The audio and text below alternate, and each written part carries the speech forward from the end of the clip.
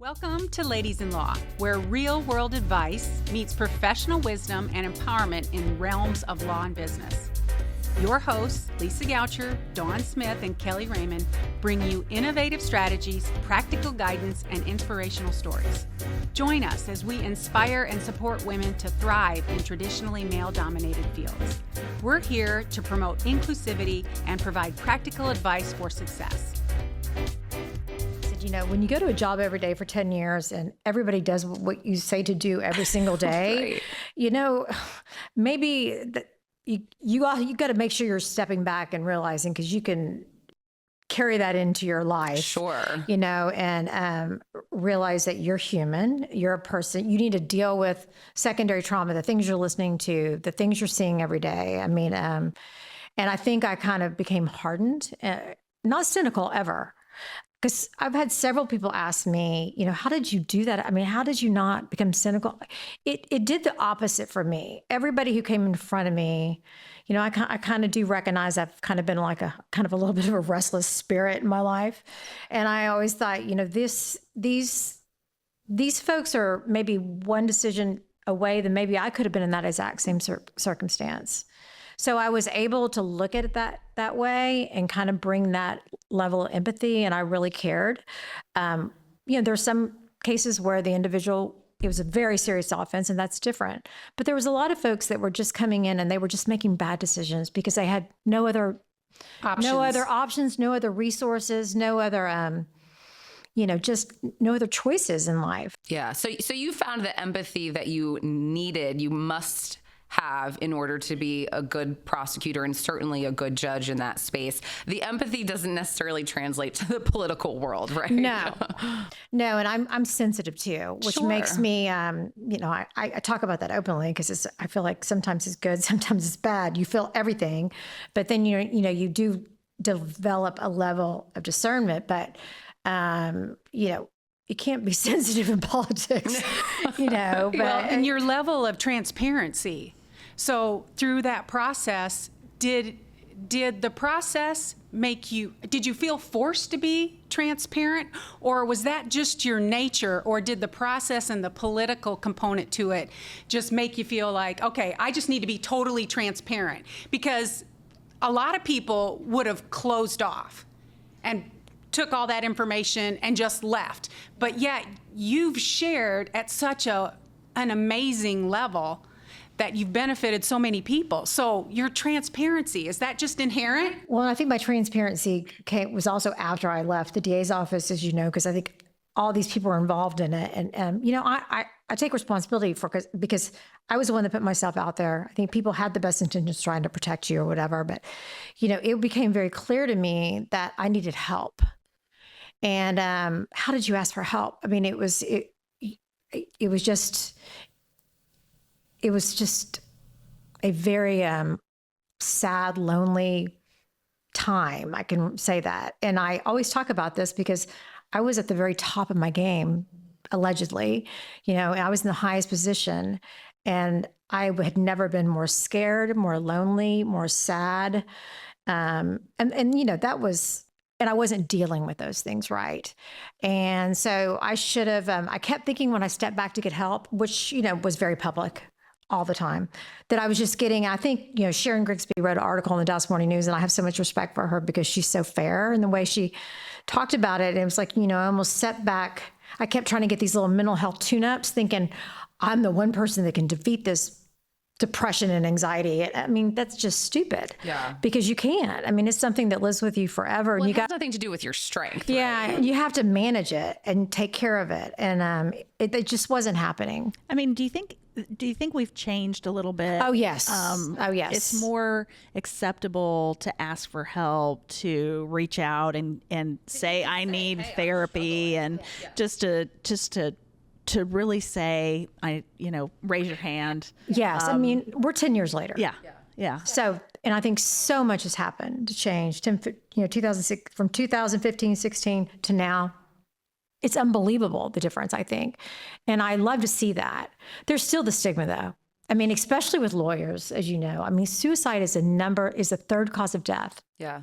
Well, and especially with women too. I think women often have to be so aware of how is this going to make me look, right? There's this stereotype that women are sensitive and emotional, and if you're like, crap, I am sensitive, I am emotional, and I'm struggling, it's really hard. And then I think the worst part, and the thing I regret the most, is it was such a big, I was the first woman elected DA in Dallas County. And, there was a lot of shame that went with that I let. What do you mean? Well, I mean, I was the first woman elected district attorney. Then I had to step down because I had these issues, and I think we had this discussion before, and I think it's important to talk about. I'm not saying that it's, I love men. We love men, but if it's, shout out to the good men. I love men, but I think that a man in that position, when they're struggling, they're either angry or they're or overworked or stressed. Women are hysterical, psycho, crazy. Right. And I mean, I think that's not, I can't but that's often the words that you would hear. I remember seeing one article that was just like, is Susan Hawk too crazy to keep her job? And I thought, in Dallas Morning News, or I can't remember what, and I thought, that would not, things like that were okay then. I don't think they would ever say anything like that now. Yeah, we've definitely moved forward in a positive way, I think, as a society, that it is not this idea of nobody ever struggles, and it's not okay to struggle. And if you are struggling, well, then you better keep that to yourself. I think just, unfortunately, at the time, I'm sure being a public elected figure, it was not ideal to be going through that in the public eye. But I'm so grateful that somebody like you could do it publicly, so that so many other people could see that and say, listen, I struggle too. I'm not alone. And I do have a caveat to that, because I think that also, in all fairness, my behavior was changing and there was something wrong and it was odd and people did not, and so there was something to talk about. I mean, it was, and so I understand people talking about it. I understand that I was a political figure. And so, I have no hard feelings towards anybody. I truly can say that. I don't. That's incredible, man. I'll tell you what, if somebody said, "Oh, are you too crazy to do your job?" I might just move and go. It's got a lot of therapy. But it's just, I think that, looking back, had been this person that was so strong and tried all these cases and done all this stuff. And then I'm deteriorating and people are watching it, and I'm not doing anything really about it. And people did reach out to try to help. They did. And so, I'm so grateful for that. But like I said, I can understand why it was newsworthy, of course. Hopefully we've changed things a little bit. Yeah. Well, you brought up secondary trauma. It's something that we've talked about before. Certainly lawyers deal with it. First responders, you see dealing a lot with secondary trauma. Let's talk a little bit about just that as a thing that exists that people don't really realize when you are especially in the DA's office, and you see, I just remember my very short summer interning there, the pictures of crimes and victims that you see. It's really hard to just go home and watch TV and put that away, right? It does. We've talked about this before, you have to try to compartmentalize. It makes you stronger. You become hardened to it, hopefully in a way that protects you. But at the end of the day, it's really hard to shut all of that out. Well, yeah. And I think you can go home and have a couple glasses of wine and it's going to be okay. No, that's not the way to deal with it either. I also think that I compartmentalized it, thinking that I was doing it. Someone has to do it, and I was good at it. So, this must be okay. And I didn't realize how much it did affect me until way later, till it was too late.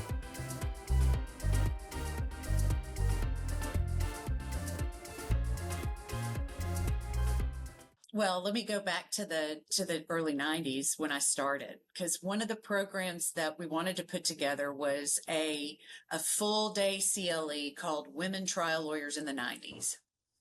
And one of our members, a woman named Karen Lerner, and I mean, keep in mind, being a female trial lawyer in the 80s and 90s, you had to be tough as nails, man. They wanted to be on equal footing with the men. They did not want to be, segregated out as dealing with issues of their own because they're women. And this program, when I tell you it failed miserably, it crashed and burned.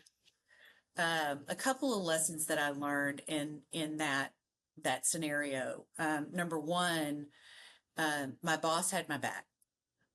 She was a woman. She was exemplary association executive, but also she never cursed ever. And she called me after I got reamed out for the failure of this program. And she said, "You have busted your ass on this. This is not your fault. We can't make them love the programs that a handful of people want to put on. And you can't make them come. It's not for them." And they vote with their feet and their pocketbooks. And that experience, that failure, taught me quite a few lessons. Number one, knowing what I know now, if I had known it then, I would have used the CAE term, SPY: scan, plan, implement, evaluate. So first you want to scan and check the environment. You want to look at who your audience is and ask, is this something you want? Is it something that's going to be a fruitful endeavor? And we failed to do that. So I think I've probably veered off from your original question, but the back then, the women of TTLA did not want to be segregated out. They wanted equal footing with the men. I don't think that's different today, but I think the support systems for women are very different in TTLA today. I think there is a level of trust and vulnerability that women share with one another that they don't share in a co-ed environment. The women's listserv at TTLA has been a huge success. And what I've tried to do is talk to younger members, and I know leadership has been focused on the co-ed listserv, and the fact that so few younger members use it in the way that the older members do. I think there's a bit of a culture issue on the listserv, and there's a reluctance of these younger members to post questions that might make them look, they're novices. They're novice questions, and they don't want to be perceived as a dummy. And they will search the listserv first to find the answer that they need from someone who has asked it before. And then they'll turn to their text string of their colleagues that they trust and feel safe with, and they'll ask for advice from them. The women's listserv is a much more supportive and safer space for the women to ask questions of one another, and to not just to ask questions, but to get advice. So that's really what we've been kind of grappling with as a group. The three of us have been talking about that quite a bit. And I'm kind of like Kellye right now. She feels, we've talked about it. She feels like, we should move in all equal footing with men. And I've always been like that until probably about the last 5 years. And that supportive network of women, like building that core base, that group, that confidence to be able to move to other groups. I just feel like it's, like you said, you can be more vulnerable. And something about getting into a group of women or being friends with a group of women that is living these lives, right? Living similar lives, dealing with really hard issues, dealing with, a lot of ego, all of that. And I've gotten a lot out of it. I really have. It's actually it's something that I hadn't fully appreciated before, because I was and still largely am sort of the opinion, I don't want a women's only listserv. Why would I want to cut my advice in half? And I'm not tapping into the equally smart men and the men that have great trial experience and they're going to give you good advice. And so I tend to go more towards, I want to just bully up to the table and I don't want to make my own table, right? But I think that makes a lot of sense to think about, especially if I'm a younger female trial lawyer. There's this huge amount of intimidation that comes with what if this is a stupid question or I don't feel comfortable. And so if the end result is just not engagement, that's not what we want, right? If especially younger females feel more comfortable engaging on the women's only listserv as sort of a stepping stool to the bigger listserv, that makes a lot of sense to me. It's not something that I had really contemplated before. Can I ask y'all a question? So when you have a question that you feel vulnerable about, where do you go first? I want to go to friends. I want to go to somebody who will be honest with me, but who is going to make it a little bit softer, right? I don't want to go to somebody I don't know. I don't want to go to somebody that, might not be, as warm, I'll say. I mean, yeah, right. When you're you go to your community, you go to the people that are not going to make fun of you, that are going to listen and get you the best advice possible. You definitely don't want to walk up to somebody that you don't know, that you think is going to think you're stupid. You don't want to expose yourself like that, especially when you're new and young and you're making a reputation for yourself. I mean, people remember people when they make bold statements or dumb statements. I mean, just have to say, like, if you come across and you're asking something that you shouldn't really be asking in a big group, it could really impact you in the long run. And this is probably not encouraging women to, or men, young men, to say bold things on. Exactly. So, Tiffany, I'm not a lawyer. I own a court reporting firm, been in the legal for over 30 years. So my take is different, but most recently I attended a plaintiff conference in Vegas, and what they did before they started the entire conference, they put all the women together, and I was able to attend. I'll tell you the couple of things that I noticed. Number one is the conversation is different. They did have components where they're addressing the concerns in this specific litigation and what to do, different speakers related to that, but they also had things that were about work-life balance, about burnout. And then the thing that really struck me is I knew some of the speakers, but there were speakers that I didn't know. But every single one of them said, if you have a question, if you need something, feel free to reach out to me. And I have to tell you, that really was sincere and authentic. So that was the component of the women's conference that I was like, wow, that's what they're getting by meeting before they all go into the main conference. And I was really, really impressed. So let me tell y'all, several years ago, the American Society of Association Executives did a big study. Their research arm did a huge study on why people join associations. And when they looked at the data based on gender, men join associations because I can make a difference. Women join associations because we can make a difference.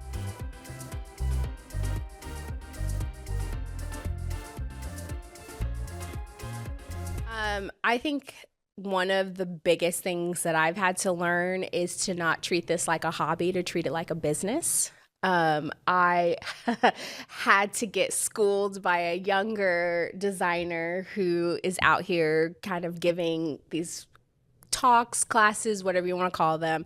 And I remember talking to several of my other design friends, and I was like, I had a Gen Z tell me that I was not treating my business like a business. I was treating my That's business. very humbling. Oh my gosh. And I think that there was so much truth behind what she was saying and the process that she has in place. And I, as much as I want to fight the systems and all that stuff, there has to be a process. Otherwise, you can't be efficient or successful in your projects. And so I had to really think about what are the key values that I bring. And I think the reality of it is that, yes, I provide a luxury service. just across the board. Sure. And understanding that as much as I have a bleeding heart and want to just do everything for the community and help the community, I can't do that if my business is not making money. And so understanding that there might be different categories for different clientele. So if you need, a certain high level luxury white glove service, we can provide that for you. And we can do that at a price that is competitive.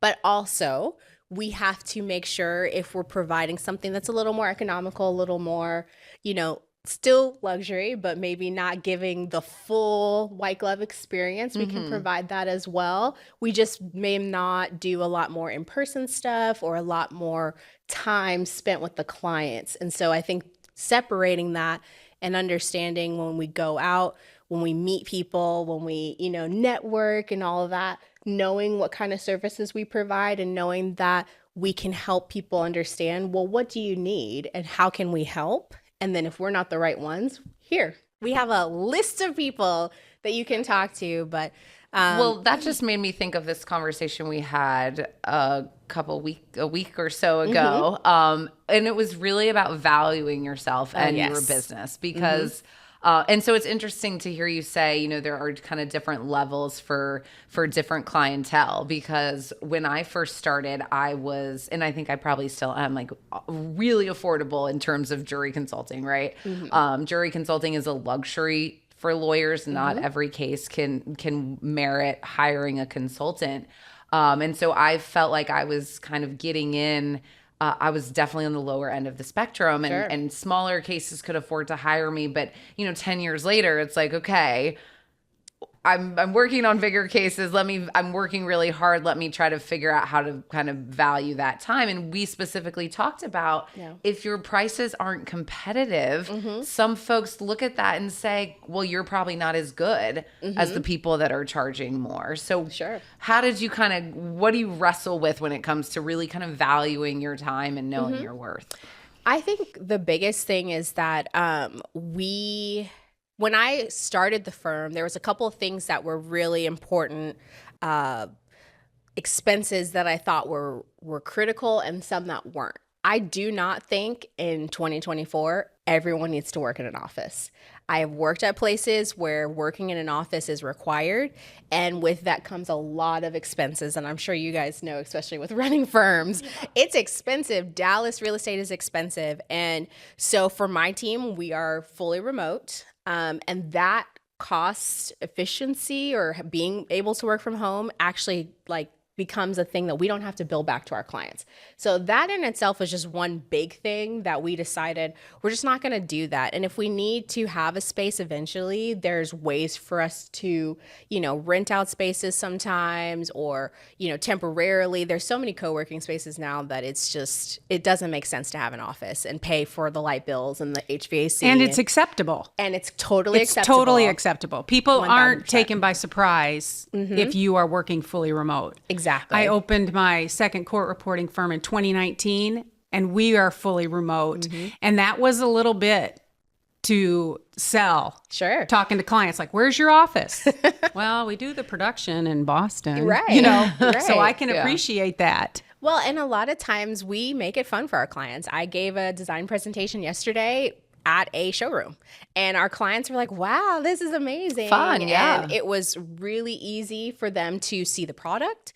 Often the showrooms really want you to come in because they love to show off their stuff. They love to host. It's literally just the sales teams of, the design industry. They love to have people around.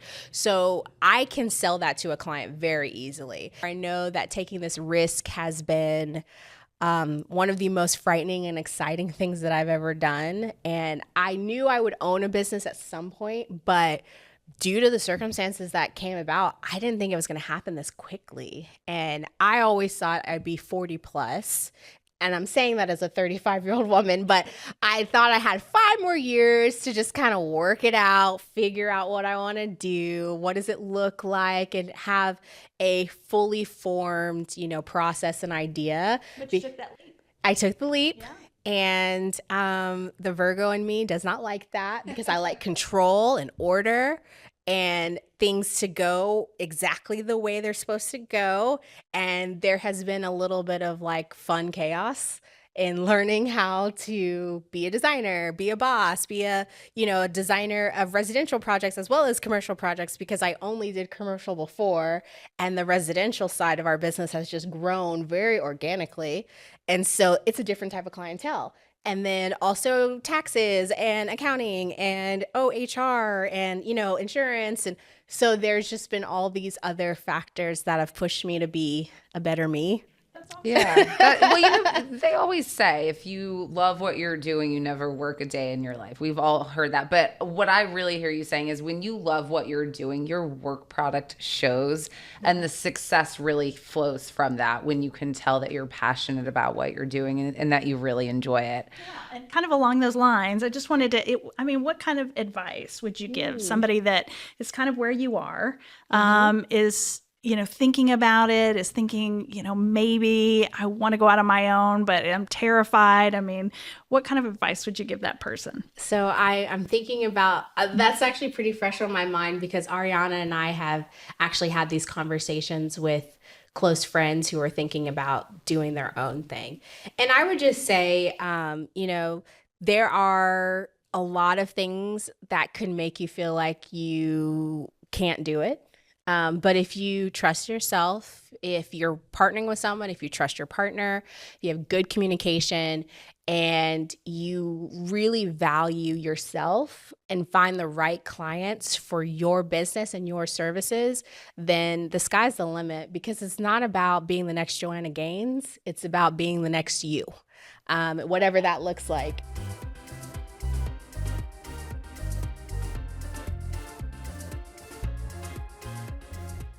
I think that it's so important that we should be lifting each other up. And I know that sounds cheesy, but telling people they're doing a great job, or walking up to the person in the room. Like I walked up to you and when I saw you present, and I'm like, hey, I'm Megan. I'm so excited to meet you. But I think that can go a long way with people when you feel noticed, and you want to feel seen for the hard work you're doing, because what we're doing is really, really hard. I mean, anyone who says, they're doing this to help people, yeah, that's part of it, but they're not telling the full truth. You're doing it for yourself too, and you need to feel appreciated in order to succeed and be great at what you do. And then the other thing I mentioned was integrity. I can pick my own cases now, which is great, and I believe in every case I have. And I want the defense to know when my name's on that case, like they better be worried. This isn't some like ambulance chaser. Like I believe in this case and I'm taking it to the end. Yeah, so it's interesting. You mentioned, women sometimes are harder on other women and tend sometimes not to be. We're all competing. Sometimes women think we just have to compete as opposed to collaborate and complement, and it's just kind of a dog eat dog world. But it's really interesting when you do find a group of women that are more about encouraging as opposed to competing and trying to fight for, there's so much, especially in the legal industry, there's enough for everybody, right, to go around. And when you make a name for yourself, we've said before, right, like collaboration happens at the top, competition happens at the bottom.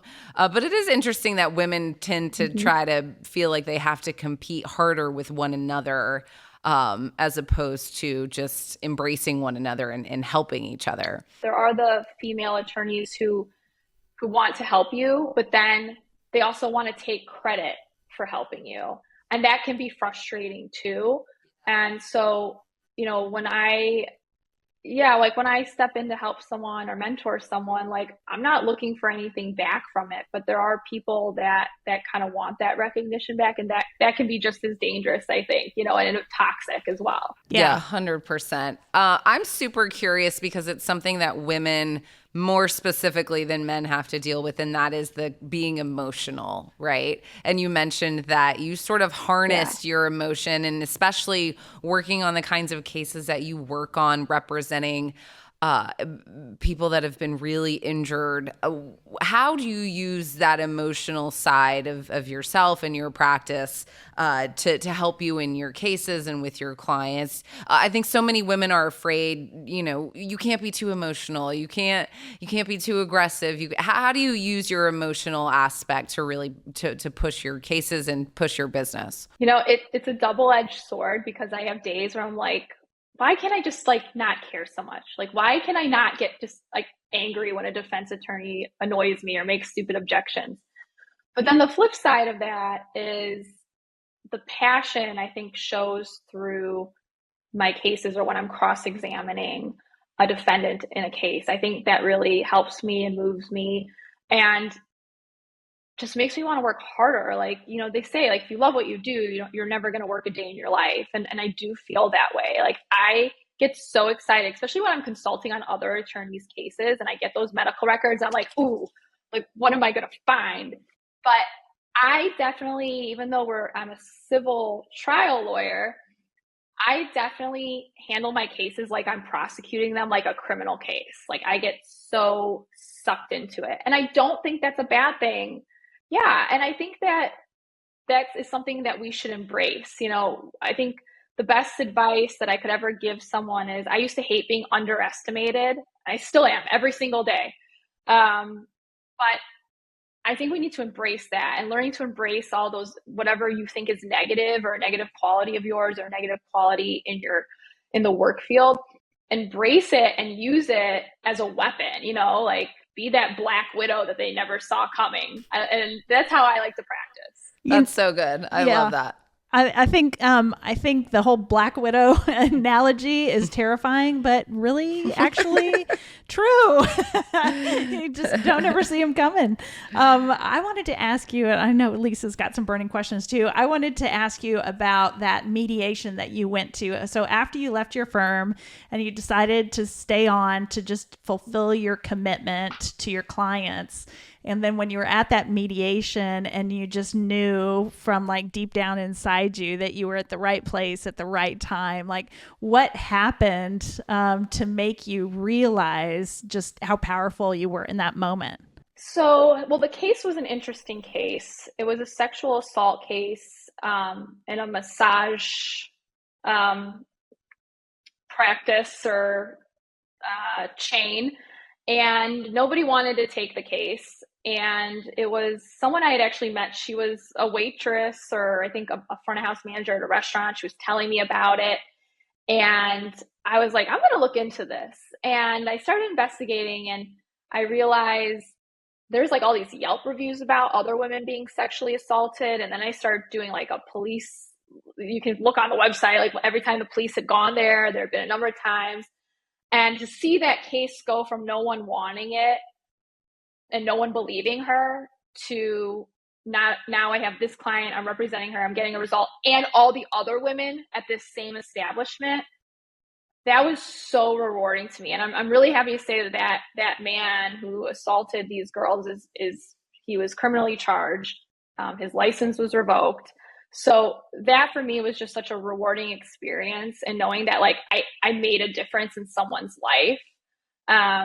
And I just knew that that's what I was meant to do, that I had gone the extra step to investigate this, but also how organically I got the case to begin with, which is something that as businesswomen, we need to be aware of. Every time I go out or I go on vacation, I've got my business cards with me. And I want to know everyone I talk to, and I want to understand everyone I meet and what their story is, because that person may potentially be your next client. And so that's why the case was really meaningful to me. Thanks for listening to today's episode of Ladies in Law. We hope you're walking away inspired and ready to shake things up in law and business. Don't forget to hit subscribe and let us know what you think. Spread the word and share this podcast with your network.